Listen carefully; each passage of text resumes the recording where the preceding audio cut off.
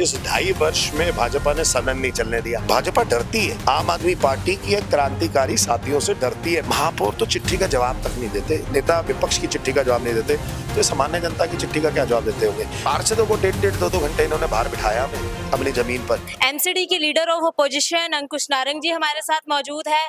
आज का सेशन हुआ है राजा इकबाल जी के मेयर बनने के बाद आज का सेशन हुआ है। आइए जानते हैं किस प्रकार की तस्वीरें आज की ऐसी रही है जिन पे केंद्रित रहा है इनका पूरा ध्यान। क्या कहना चाहेंगे सर, आज का जो सेशन रहा है क्या क्या ऐसे विशेष मुद्दे रहे जिन पे आपका ध्यान केंद्रित रहा आज के दिन? देखिए, सबसे पहली बात आपको ये जानना बहुत जरूरी है कि इस 2.5 वर्ष में भाजपा ने सदन नहीं चलने दिया, एक नकारात्मक राजनीति करी। आपने देखा होगा कि मेयर साहब आके बैठते थे, मेरे साथ पूर्व महापौर महेश खींची जी खड़े हैं। महेश खींची जी आके बैठते थे वहां पे, जैसी कुर्सी पे बैठते थे भाजपा वाले आगे आ जाते थे, तख्तियां उठा लेते थे, हाउस नहीं चलने देते थे, एजेंडा को पास करना पड़ता था और चले जाना पड़ता था। यही हुआ ना हाउस में, आपने भी पहले कवर किया होगा। लेकिन आज हाउस क्यों चला? क्योंकि विपक्ष हाउस चलाना चाहता था। विपक्ष एक सकारात्मक भूमिका अदा कर रहा है और विपक्ष चाहता था कि हाउस चले।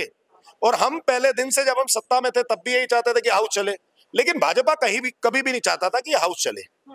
तो आज हमने सकारात्मक भूमिका में विपक्ष की भूमिका अदा करी है और हमने हाउस चलाया और हाउस चला और एक काउंसलर बोल पाया, एक काउंसलर। यही होना चाहिए था, आज से 2 वर्ष पहले भी यही होना चाहिए था, लेकिन भाजपा नहीं चलाना चाहती थी।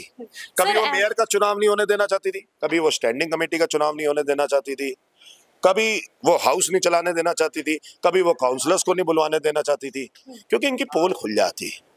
असली बात ये है, ये लोग डरते हैं, ये लोग डरते हैं, भाजपा डरती है।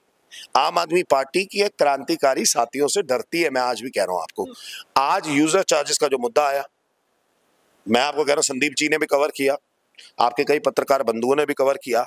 4 दिन पहले तक राजा इकबाल जी कह रहे थे स्टैंडिंग कमेटी पास करेगी। परसों मैं गया, प्रदर्शन किया, तो कह रहे स्टैंडिंग कमेटी से प्रोसीजर होता है, स्टैंडिंग कमेटी पास करेगी। लेकिन इनको मजबूरन आम आदमी पार्टी ने इतना मजबूर किया कि यूजर चार्जेस वापस लेना पड़ा। पत्र लगातार हम लिख रहे थे कि ये यूजर चार्जेस वापस लो। आप इनसे बात करोगे तो कहेंगे जी आम आदमी पार्टी के कार्यकाल में लगा ये। मैं आपको एक बात बताना चाहता हूँ, कार्यकाल में तब लगता हमारे, एक आपने हाउस से पास कराया होता जहां पे आम आदमी पार्टी की सत्ता थी, महापौर से अप्रूवल लिया होता तो बात थी। रेवेन्यू पॉलिसी मैटर था, या तो स्टैंडिंग कमेटी में जाना चाहिए था या फिर हाउस में आना चाहिए था। स्टैंडिंग कमेटी थी नहीं और हाउस में आपने भेजा नहीं, सीधा कमिश्नर ने लागू कर दिया। 2016-17 में इन्होंने पास कर रखा है, 2016-17 में ये भाजपा थी यहाँ पे, तो फिर ये क्यों पास हुआ? तो कहने का मतलब ये है कि साफ साफ ये मतलब है कि भाजपा यूजर चार्जेस ने नेक्सस में कमिश्नर के साथ इन्होंने ये दिल्ली की जनता पे लागू कराया। जब इन्होंने देखा कि आम आदमी पार्टी के सारे पार्षद इसके खिलाफ है, दिल्ली की जनता इसके खिलाफ है, आरडब्ल्यूएस इसके खिलाफ है, मार्केट एसोसिएशन, बहुत सारी मार्केट एसोसिएशन आरडब्ल्यूएस मेरे पास आई, मेरे को अप्रोच किया, तभी मैंने चिट्ठी लिखी महापौर को।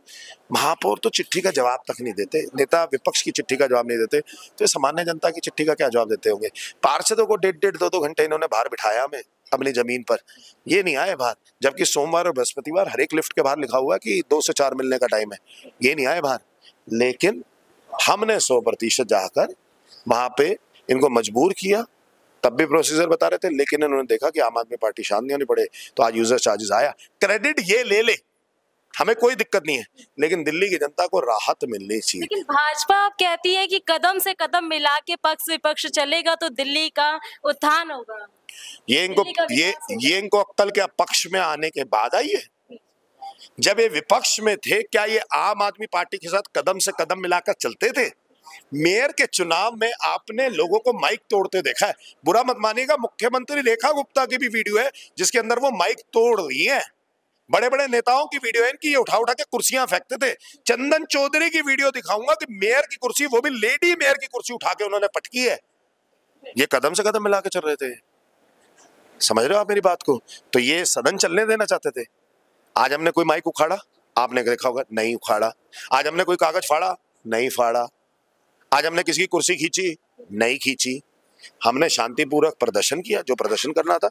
हमने हाउस चलाया और हाउस चलाने के बाद एक एक काउंसलर को बुलवाया। और मैं तो आखिरी व्यक्ति हूं जो इस हाउस से बाहर निकला, आखिरी व्यक्ति हूं ना जो इस हाउस से बाहर निकला। तो और क्या चाहिए। अच्छा sir, new house tax policy आई है, संपत्ति नियोजन योजना, इसके बारे में क्या कहना चाहेंगे? देखिए, हाउस टैक्स की जो योजना है, हमने आज से 2 महीने पहले हाउस के अंदर पास किया था कि 100 गज तक के मकानों का हाउस टैक्स माफ होगा और 500 गज तक के मकानों का हाफ होगा। लेकिन इन्होंने जो योजना लाए हैं, जिसमें हमने ये कहा था कि जिसने पिछले 2004 से 2025 तक हाउस टैक्स नहीं दिया, वो 1 वर्ष का दे दे, उसे हाउस टैक्स नहीं देना पड़ेगा। तो लेकिन फिर भी इन्होंने ये जो लाए 5 वर्ष की स्कीम लाए हैं और कह रहे 5 वर्ष का हाउस टैक्स दो।